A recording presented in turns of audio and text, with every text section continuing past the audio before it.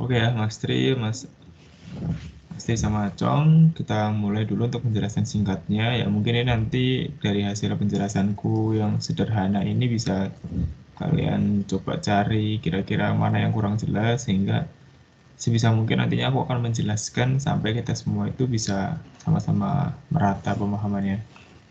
Oke, Assalamualaikum warahmatullahi wabarakatuh. Kita pada hari ini akan mencoba untuk mempresentasikan terlebih dahulu mengenai tugas praktikum turbin kita, di mana studi kasus yang kita angkat adalah turbin exhaust steam temperature high trip recommendation. Gitu. Untuk siklus di PLTU Batang sendiri nanti kita bisa baca-baca dan kita bisa improvisasi ya. Terserah nanti yang membawakan ini siapa, karena mungkin yang bagian awal-awal tuh bukan aku, karena aku fokus ke contoh perhitungan. Jadi ini nanti bisa dicari-cari tahu sendiri ya. Termasuk juga siklus Rankine ya, apalagi kan kita semua anak-anak KE tidak asing lagi dengan yang namanya siklus Rankine. Begitu yang ideal maupun siklus Rankine regeneratif maupun siklus Rankine yang menggunakan reheater kayak gitu. Ya nanti teman-teman semua juga bisa sebenarnya udah tahu ya, tinggal nanti diperdalam lagi. Nah, yang menjadi unik adalah di punya PLTU Batang itu dia menggunakan sebentar. Iki kelihatan lah ya, apa perlu tak slideshow atau begini saja cukup kira-kira Mas Tri Acung? Kelihatan Mas, bisa di-zoom kok. Kelihatan ya? Tri, Oke. yang dikurangin udah tahu kan infonya siapa? Kita yang Mas Tri lagi sibuk banget ya sampai hari Ahad ya, jadi ya kita maklumi saja. Jadi memang untuk di diagram TS di batu batang itu kita menggunakan yang nama ultra supercritical. Jadi kalau misalkan kita pada umumnya di perkuliahan itu diajari kalau misalkan TS diagram itu dia selalu melewati atau berpotongan dengan garis sumbu saturasi ini. Garis saturasi ini dia melewati ini, maka dia dinamakan dengan uap saturasi ya, atau fluida dengan dua fase. Jadi dia itu ya nggak sepenuhnya cair, dia ada uap-uapnya sedikit, meskipun berapa persen, dan dia juga tidak sepenuhnya uap, ada beberapa kandungan air. Jadi kan di fase ini kan dia punya yang namanya fraksi uap ya, atau yang namanya X. Semakin ke kanan maka dia akan mendekati 1. Jadi kalau misalkan nilainya dia mepet di sini hampir menjadi uap seluruhnya, maka dia 0,9, 0,97, 80 dan lain sebagainya. Tapi kalau di Batu Batang dia unik ya. Dia modelnya ultra supercritical. Jadi di atasnya supercritical. Jadi kalau misalkan di sini itu subcritical, di sini itu supercritical, kalau di atasnya lagi namanya ultra supercritical. Sebenarnya ada lagi. Namanya tuh apa ya? Eh, di atasnya ultra supercritical itu ada lagi advance ya, advance ultra supercritical, tapi itu ya cuma istilah aja ya. Yang jelas ketika dia posisinya di atas supercritical itu dinamakan dengan ultra supercritical. Ini hampir sama. Jadi yang pertama itu dia dipompa menggunakan kondensat pump. Kemudian dari kondensat pump itu dia akan melalui, ini sebenarnya ada tulisannya kecil-kecil, nanti bisa dibaca sendiri saja. Ini tak kasih gambar umum, kalau misalkan dia kayak gini, yang miring itu, 1 ke 2, itu mesti dia dipompa. Dan 2 ke 3, dia itu pasti fase pemanasan. Baik itu menggunakan heater, baik itu menggunakan proses kondensasi. Jadi di antara proses 2 ke 3 ini ada yang namanya blend steam condenser ya. Atau dia itu digunakan untuk mengkondensasikan steam yang digunakan untuk mengsealing. Ya, nanti itu prosesnya rumit lagi, tapi yang jelas itu juga berfungsi sebagai heater, di aerator juga sama. Pokoknya yang miring-miring ini berarti dia dinaikkan temperaturnya. Lalu miring lagi ke kiri, kalau miring ke kanan itu dipanasi, kalau miring ke kiri berarti itu dia dinaikkan tekanannya ya. Dia dinaikkan tekanannya menggunakan feed water pump. Nah, di feed water pump itu dia di bawahnya di aerator. Jadi kan kita dulu pernah belajar ya, ada pompa yang memompakan dari kondenser ke deaerator, dan ada pompa yang memompakan air dari deaerator menuju ke boiler sampai dengan turbinnya itu. Dua pompa itu. Lalu setelah dia dinaikkan, dia kemudian dipanasi dari HB heater, economizer, lalu ada evaporator, superheater.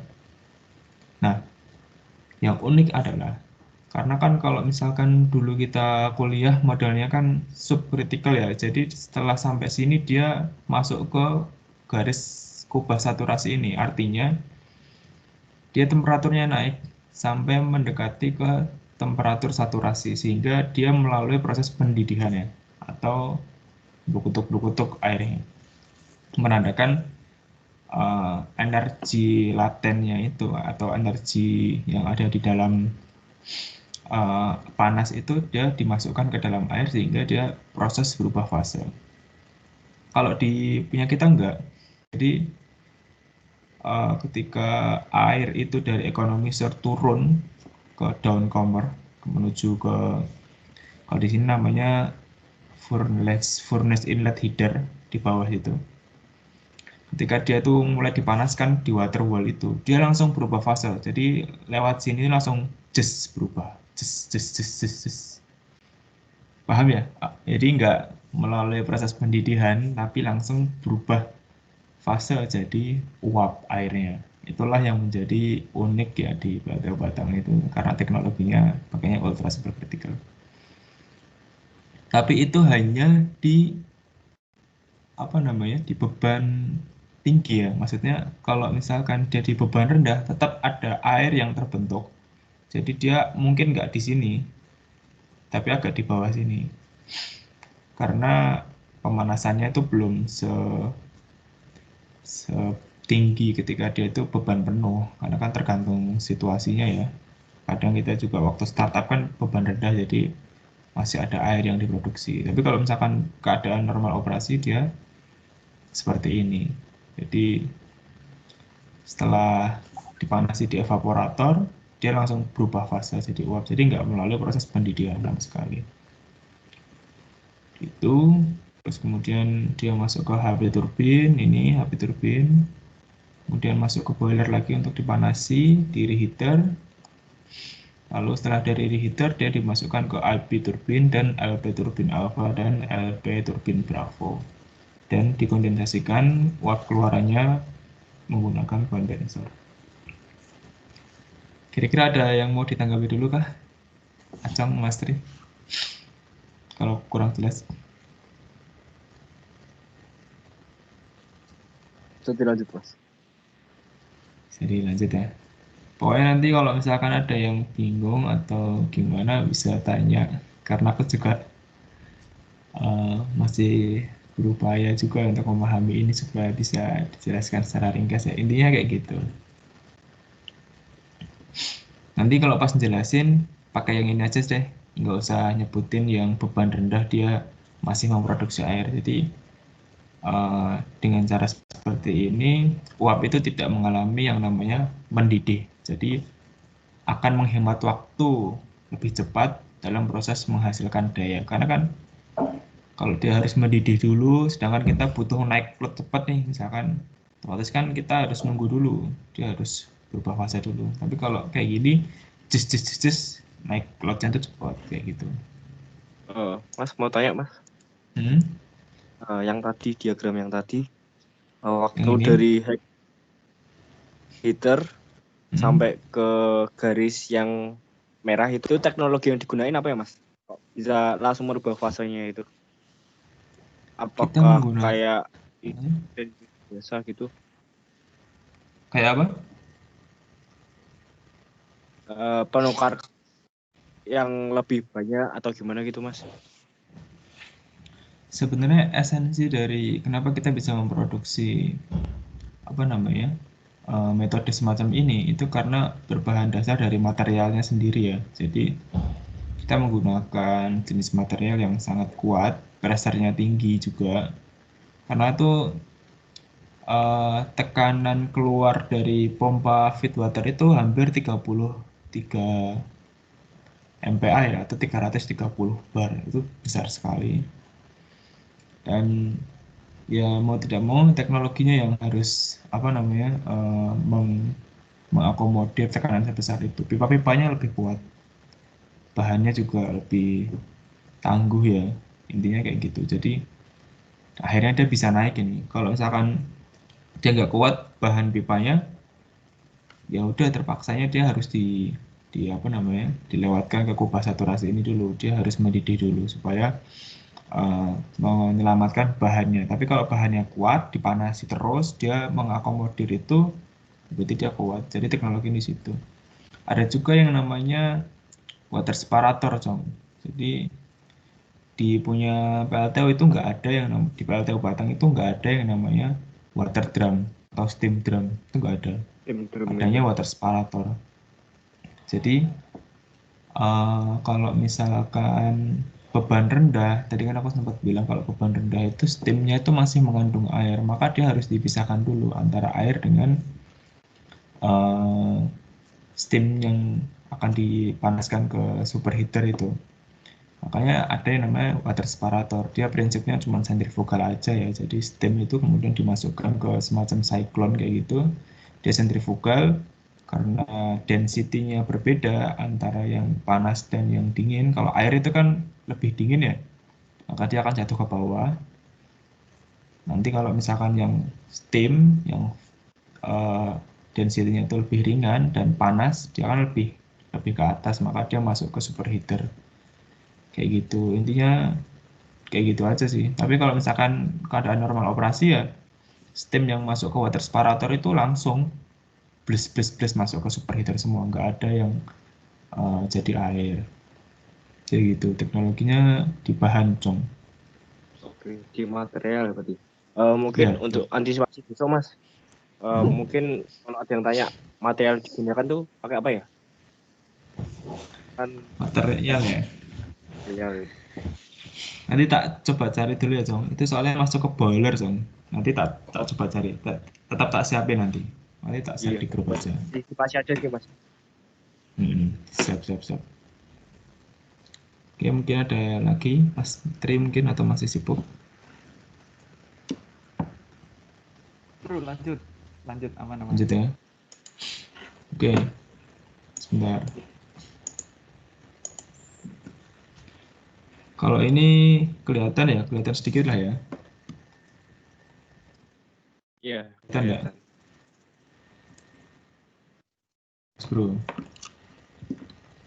Tak carikan yang lebih singkat lagi. Ini layarku kelihatan nggak? Kelihatan. Pas aku ngeklik file ini kelihatan ya? Oh, enggak. Oh enggak, Kelihatannya sebentar. cuma PPT tok. Oke, wait.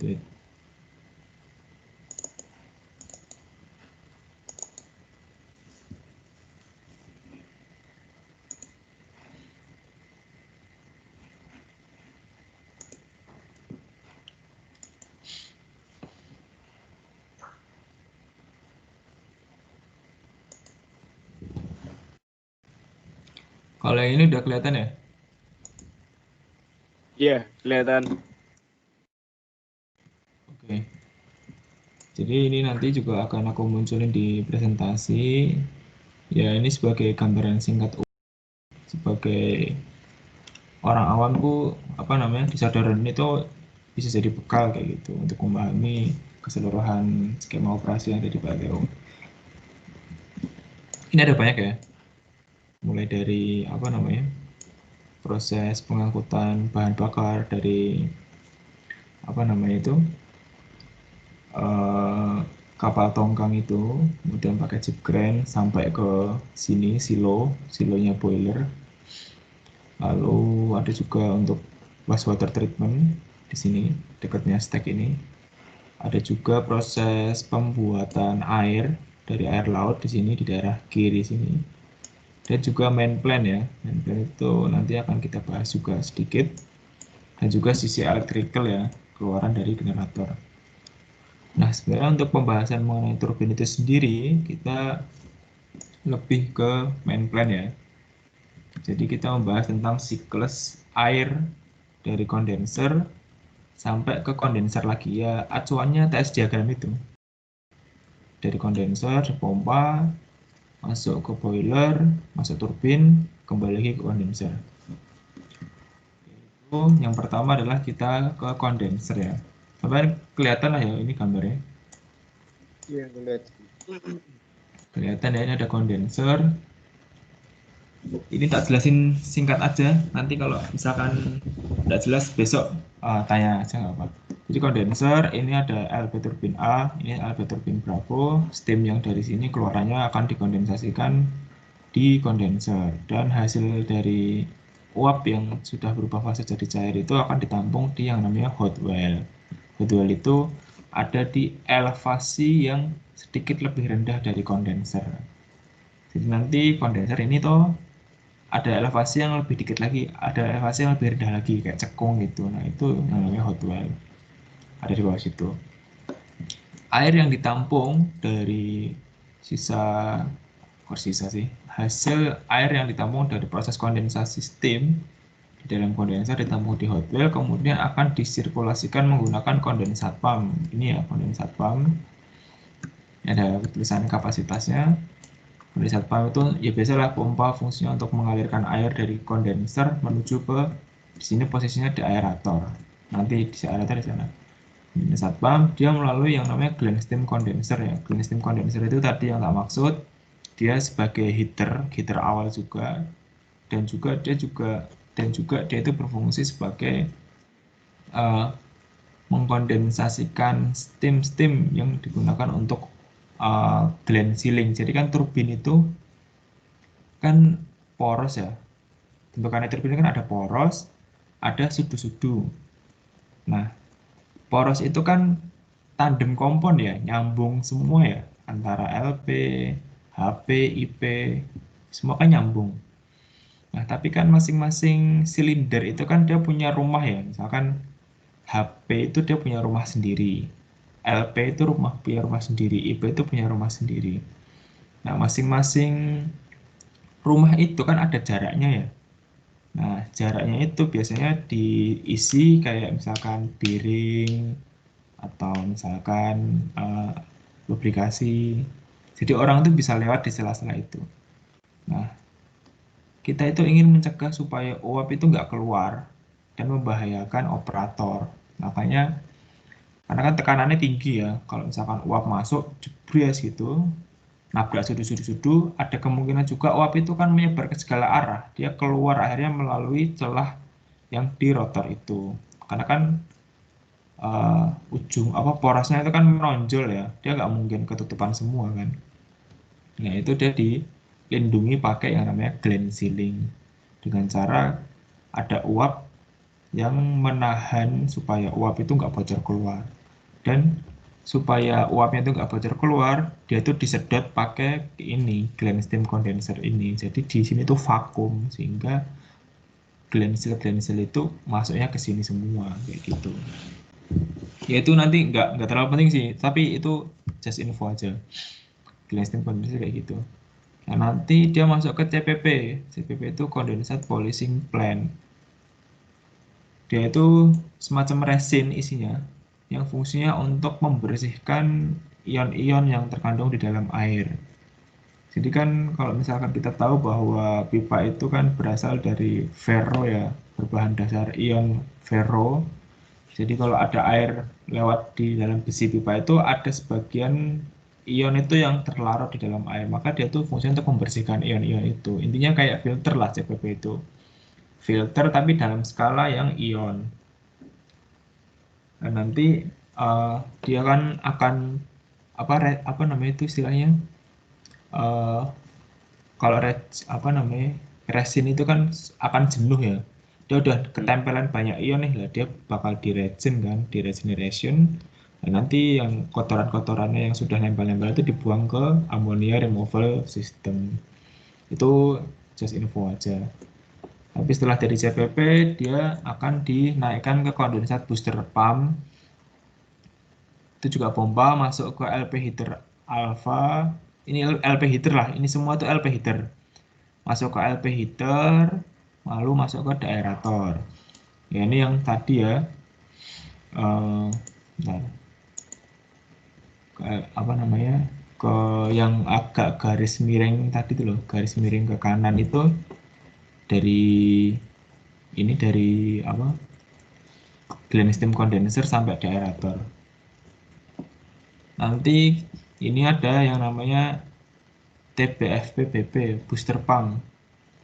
Jadi sebelum air itu dipompakan menuju boiler, dia itu di booster pump dulu. Jadi ini kan ada intinya ini BFP, boiler feed pump, yang memompa air dari aerator ke boiler.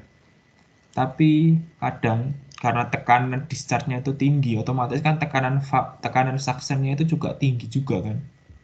Makanya dia membutuhkan booster pump untuk membuat NPSH-nya itu yang available itu lebih besar dari yang required. Karena kalau misalkan dia nggak di booster, dia bisa kavitasi itu nanti di bagian suction-nya. Karena suction-nya itu benar-benar vakum banget itu, makanya dia di booster. Intinya gitu.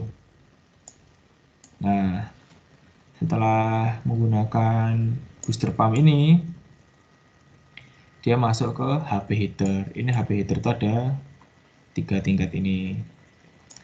Baru setelah itu dia masuk ke economizer. Oke, economizer itu di sini. Setelah dari economizer, dia turun ke bagian bawah ujung sini. Inilah yang namanya inlet header, furnace inlet header. Ya itu nanti just info aja, kalian bisa membahasakan itu dengan bahasa kalian masing-masing.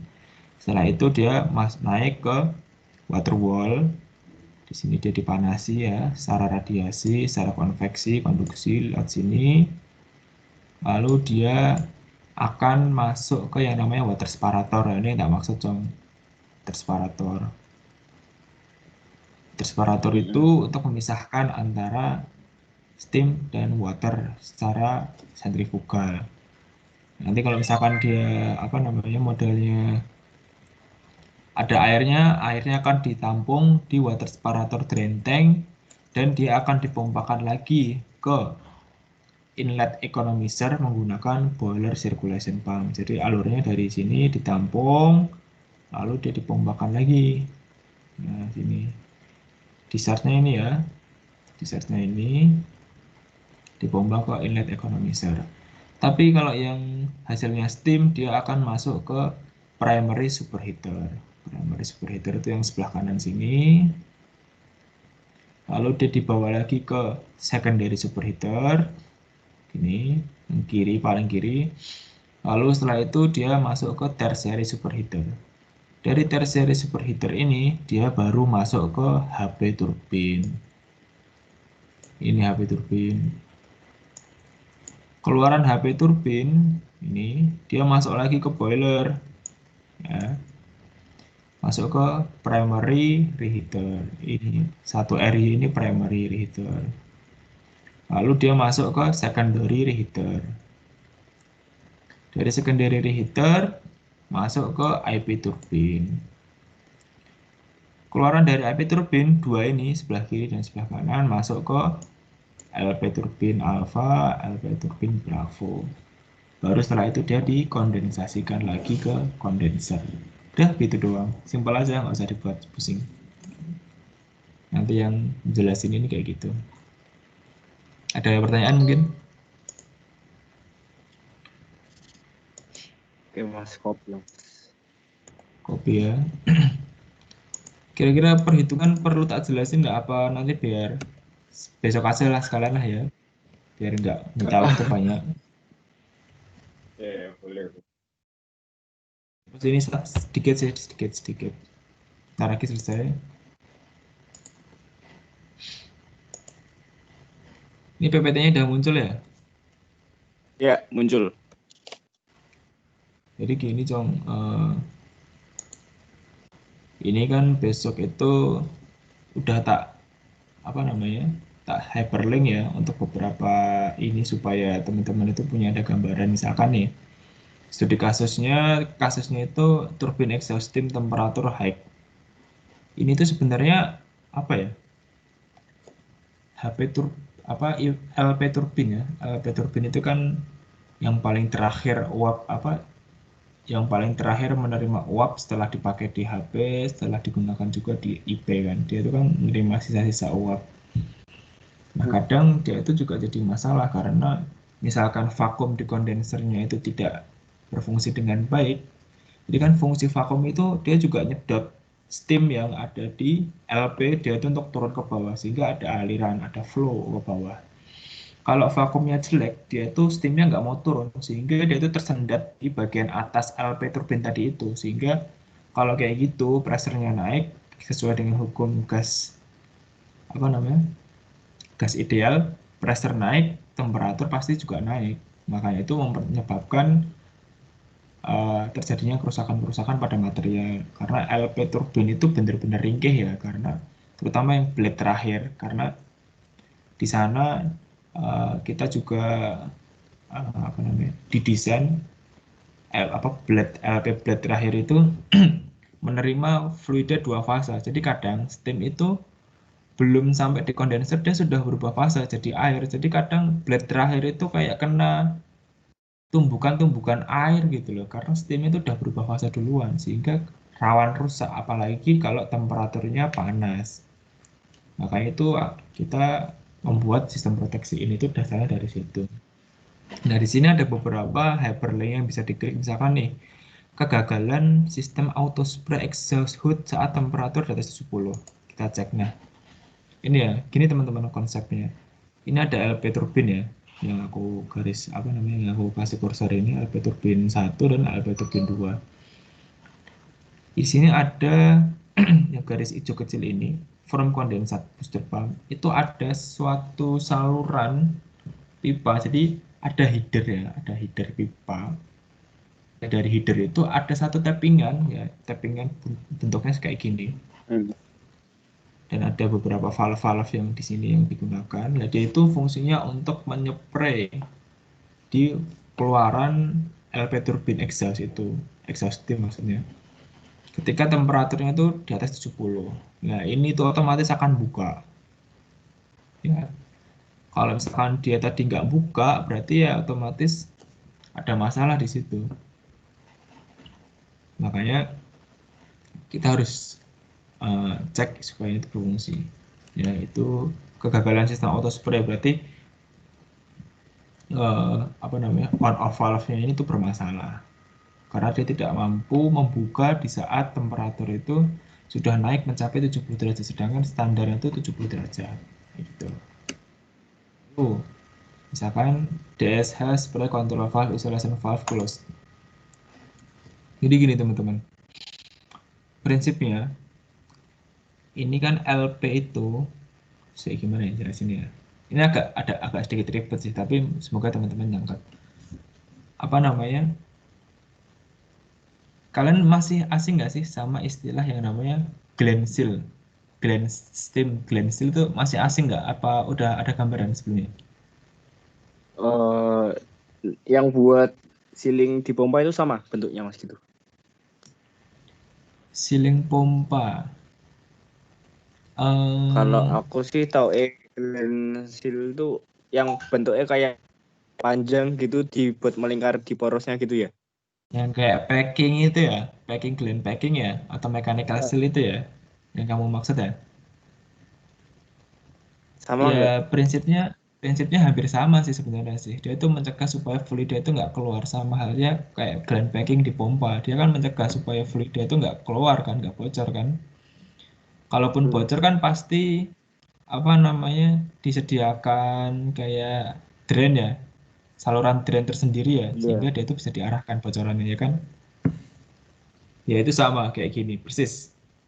Cuman ini yang dia pakai untuk melindungi itu adalah steam.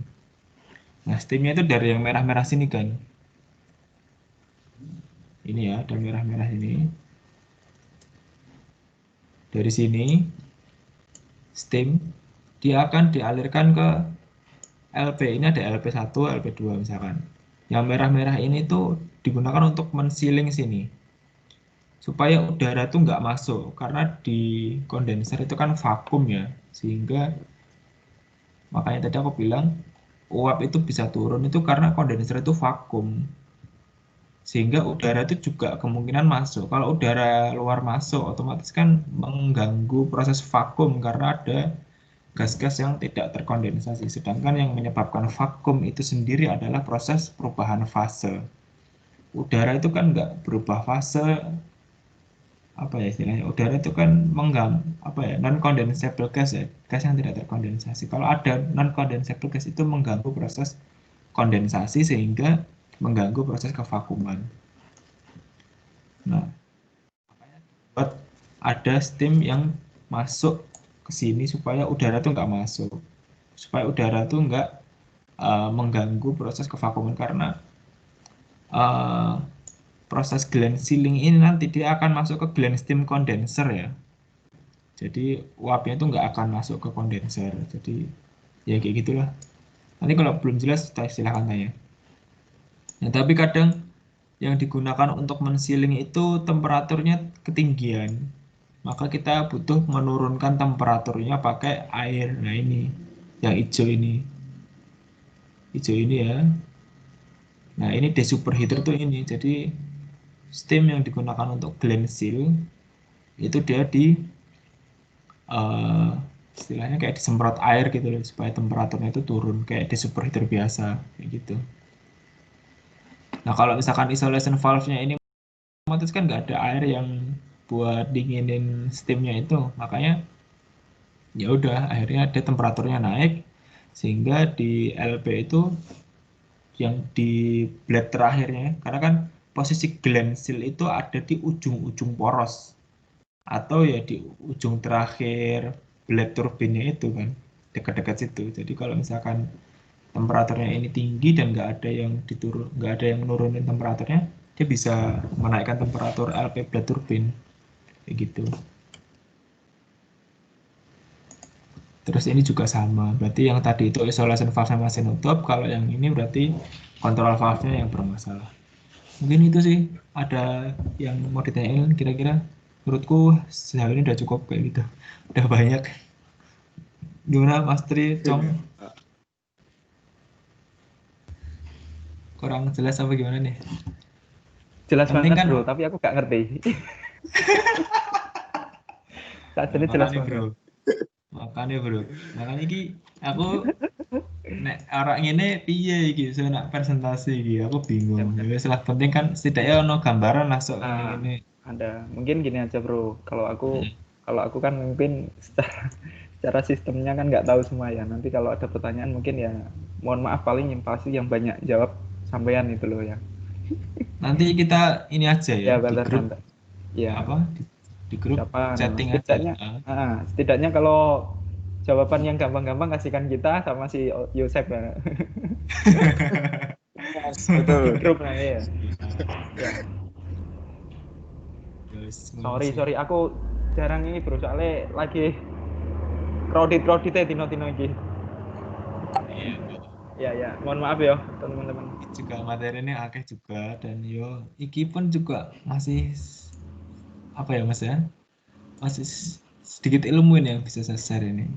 Masih ada banyak lagi Mas. Ya yang siap-siap yang mau coba cari kerjaan di PLTO ya nanti ketemu seperti ini. Amin.